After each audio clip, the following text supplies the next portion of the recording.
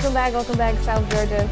Well, today I'm introducing you to the author of Beyond the Whispering Pines, a Southern Gothic thriller that is sure to keep your attention. Mr. Cade Godwin is here now with the inspiration behind it all. So welcome to Town and Country. How are you doing today? Hey, thank you for having me. I'm doing great. Absolutely, absolutely. So your book, your novel. So what inspired you to become an author? Well, writing's always been very interesting to me. I've always had stories and ideas for stories in my head. So there's a lot of different things that inspired the specific book, events, places, people.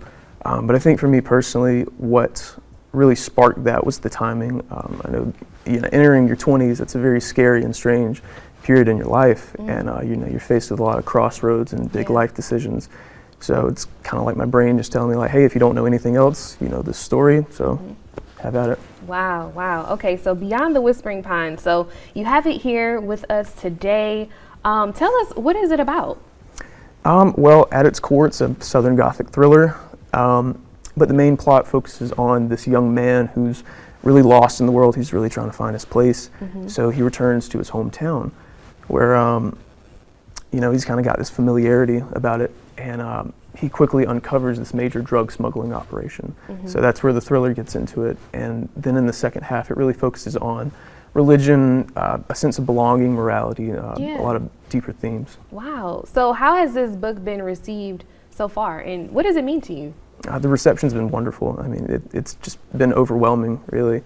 I honestly didn't think I'd sell as many copies as I could, but it's been great. It means a lot that people are resonating with my story and the setting behind the story and just all these different things that really mean a lot to me. Yeah, and so would you ever change anything as far as like after you publish the book?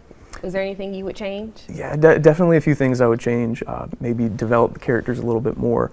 Alternate ending, maybe sentence structure, a lot of different things that kind of slip through the cracks in the writing process. But having written, edited, published the whole thing by myself, I think it's I'm proud of what I've done for this first go around. So tell us about your writing process. Do you have to be like secluded, isolated in a dark room? What does it look like for you when you are writing your books? Dark room, complete Dracula, hunched over. I definitely need to be isolated. That's when a lot of the inspiration comes to me, just sitting in those quiet moments and thinking and reflecting about a lot of the things that make its way into the book. Absolutely. So what do you wish your readers to gain from reading this book? I honestly hope that people read. I think reading takes a back seat in my generation specifically to TikTok and YouTube and Instagram and all that sort of stuff.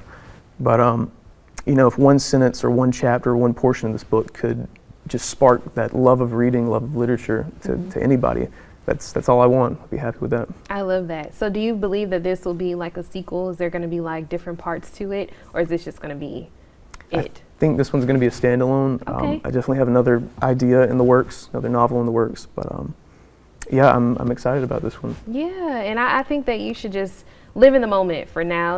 I know a lot of times when we accomplish something, it's like, okay, we got to figure out what's next. But this is a major accomplishment. So I think you should definitely, take heed to it and appreciate it and just live in the moment with it, and you said people are receiving it good. So that's awesome. Yeah, thank you. I really appreciate that. Absolutely, absolutely. So what is something that you want our viewers to know that we don't know about the book, or what is your favorite chapter of the book? Favorite chapter? It's hard to choose. I think chapter 11's got to be my favorite. It's a little bit of a flashback moment. But what I really want people to take away from it is just the deeper meaning behind it. I hope they can kind of see under the base layer of everything and really get to that sense of belonging. That's really what the book is about, just finding your way in the world and finding a sense of purpose. Absolutely. So what about the book cover? How did you come up with that idea? Well, that actually, I'm not really sure. That was kind of just in the moment thing. It just came to me. I was in the shower, actually, believe it or not. Really?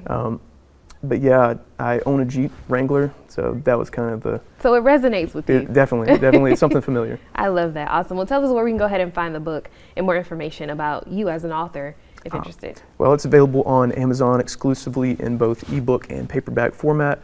And you can find me on Instagram, k.godwin, kade.godwin. Perfect. Thank you so much, and congratulations again on your book. This is an amazing accomplishment, and I'm so proud of you. Yes, thank you so much for having me. Really appreciate it. Absolutely.